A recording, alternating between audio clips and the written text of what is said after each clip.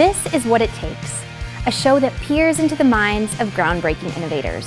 Want to know how they turn big ideas into realities? Keep watching and listening. And as you do, share your questions with #WhatItTakesNU. An inclusive makeup line and thriving personal brand make Anaya Smith a rising star in the beauty industry. The multitasking CEO balances everything from business classes to product launches. But how exactly does she do it? Stay tuned to find out.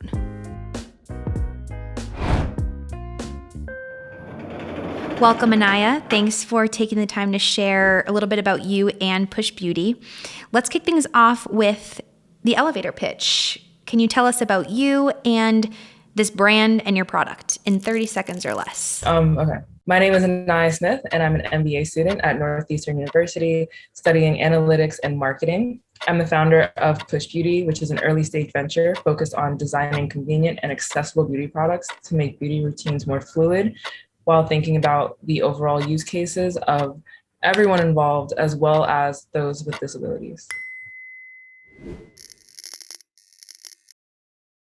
So, Anaya, you say Push Beauty is an early stage venture, but obviously there's been a lot of planning and iterating that's happened before you've reached this latest chapter. So can you tell us what the Lightbulb Moment for Push Beauty was, and maybe a little bit about the journey forward from there?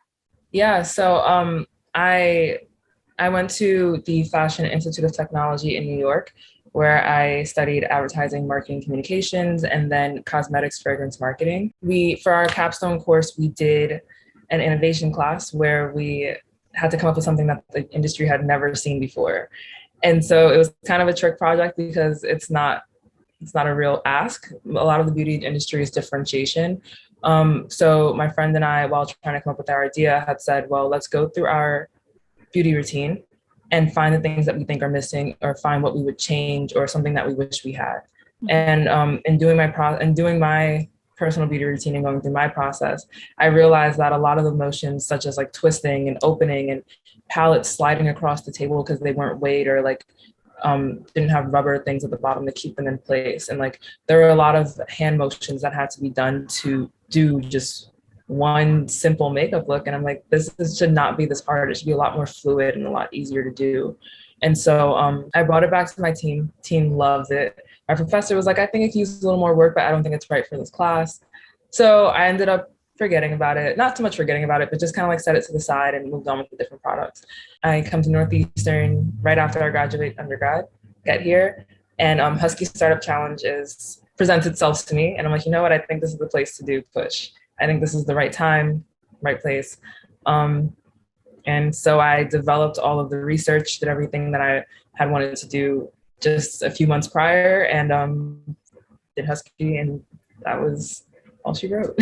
You have a thriving personal brand, which is great. So can you speak to the role that has played in getting this business off the ground? And would you recommend that for other folks who are trying to break into this industry or others?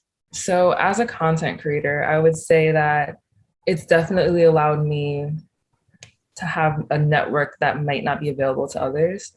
I have access to certain brands, certain brand owners, certain people within product development, social media, things that help uplift these brands to become what they are. I've asked for advice. I've also worked at Pat McGrath Labs as a product development intern and Danessa Marix as a marketing intern. So I have an inside understanding of these beauty brands.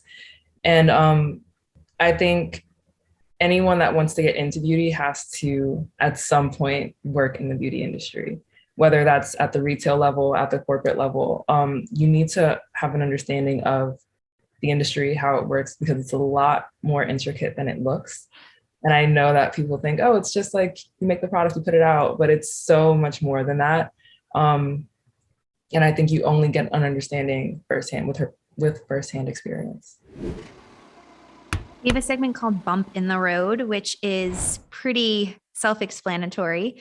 Can you enlighten us? What challenges have you faced and how have you gotten this far? The hardware that was developed for the product was not compatible with the formula or the type of product that I was building at all. So I have formulas that have no package to go in, but I can't just like use the formula because if it's not stable in the ultimate packaging, then it has to be remade. I find myself going back to the drawing board to find a new way to achieve the mission. These things, they all happen. And I think it's just a matter of like, take a break when you need to. If you have to come back in a month, if you have to come back in a few weeks, that's fine. Take that breather, because a lot of times coming back to something with new eyes is very helpful. So I've had a lot of bump in the roads concerning this product specifically. So yeah. Can you tell us a little bit about how you came up with the name Push Beauty? So coming up with the name was entirely on a whim. I was thinking about the motion that is like the easiest thing to do. And it's just like pushing something. Like if you use a fist, you use your thumb, your finger, it's always just pushing it. And so, and then it was like pushing the boundaries of what it means to be inclusive and accessible. And it had a lot of meanings for me. So I was just like, Push Beauty, that works. And like, next thing I know, I was like typing it up everywhere and it just kind of started sticking. Yeah, it was a very simple, simple, fluid name process. This segment is called Quote of Note. Does any mantra or saying stand out for you as you encounter new obstacles in this business or even successes? A lot of people know the quote, "A jack of all trades is a master of none," but a lot of people forget the end part of it, which is a jack of all trades is a master of none, but oftentimes better than a master of one. And so I'd say for entrepreneurs and innovators to not be afraid of versatility. Learning is a never-ending experience. You should not be afraid to learn new things and learn new ways of doing things that you think you already know. That versatility will open you up to an entirely new network of people that will teach you, that you can learn from, that you can teach, and overall just, I guess, open your world up even more. What does it take to start something and build it from the ground up? That's the essence of the show, right? If you had to narrow down to one or few things, what would you say should be in an innovator's DNA? I guess self-critiquing without becoming disappointed in yourself is the key, because you can say, I could have done that better, or I should have turned that in a few days earlier, or maybe I should have had it shipped a certain way, or things like that. You can say that and take note of it for next time, but don't ever think that that one time defines your whole journey. That's what I think about. And it's just like, it's about staying grounded and being open to experiences, because you never know where you'll find inspiration. Thank you, Anaya, for sharing the main ingredient in your formula for success, lifelong learning. Thanks for tuning in.